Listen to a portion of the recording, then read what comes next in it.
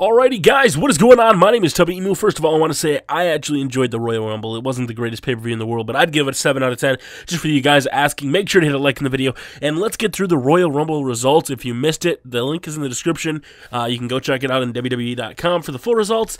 And here we go. All right, so the dark match, which I didn't even know about because obviously we don't get to see it, was Yoshi Tatsu defeating Heath Slater, the one-man Southern rock band.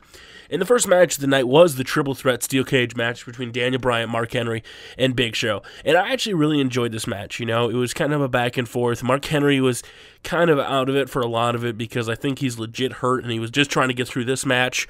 It was a good match. I enjoyed it. And in the end, Daniel Bryan was escaping the cage, got up top. Big Show grabbed him, choked him, pulled him back in twice, and finally Big Show got on top of the cage. Daniel Bryan was falling out of the cage, and Big Show was trying to hold on. He had both of Daniel Bryan's hands. He was holding, tries to pull him back up, and his hand slipped, and Daniel Bryan retains the World Heavyweight Championship match. It was good. I was so happy to see Daniel Bryan, retain, and that was my first prediction. And the next match was a squash match. It was just a time filler, I think. It was an 8-diva tag team match, and it actually wasn't that bad of a match considering it's a Divas match. But it was Beth Phoenix, Natalya, the Bellas, and the Bellas versus Kelly, Eve, Alicia Fox, and Tamina. The match went back and forth a while. Eve was getting dominated. Then all the Divas came in. They went out.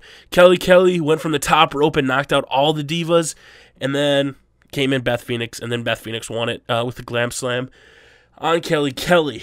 And then it was John Cena versus Kane. Now, the match went a while, and then it went to a double count out. The dumbest double count out. Like, it wasn't even both guys were out. They were just, Kane was beating him up on the outside, and both of them just kept going. They kept going. They went back in the way back, and were going at it.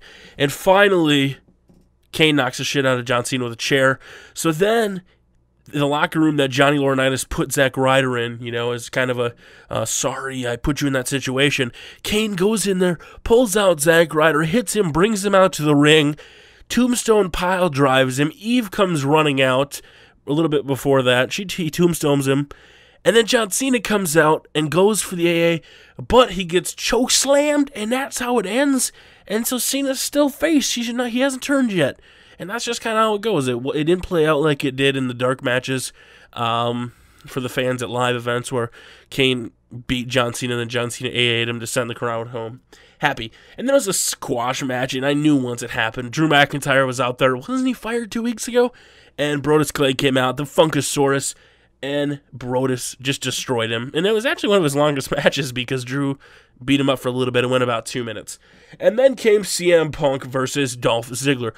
This match was great. Right at the start, Johnny Laurinaitis was like, impartial, I'm not gonna, be the referee. I'm gonna let a regular referee do it, and I'm just gonna officiate from the outside. Match went on, and a couple close calls, and CM Punk was going for the GTS, knocks the ref out, and Johnny Laurinaitis on the outside tends to the ref. Wasn't paying attention. Twice CM Punk pinned Dolph Ziggler, had him in an Anaconda Vice. Dolph was tapping. He kept missing it. CM Punk was getting all pissed on him. What are you doing? I'm going to go for the pin. And Laurinaitis like, I'm trying to help him.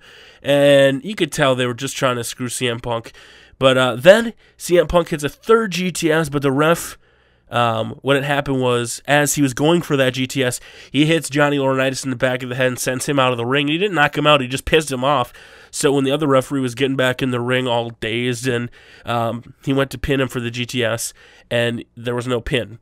And in the end, it looked like on the fourth GTS, or the third GTS, or the fourth pin, I should say, finally CM Punk hits it, and the ref hit one, and then Johnny Ace came in, and the ref was like, whoa, what the hell? And then they look at each other, and then both of them hit 2 and 3, so Johnny Laurinaitis does the right thing, and counts the 3 for CM Punk, and CM Punk leaves your WWE champion.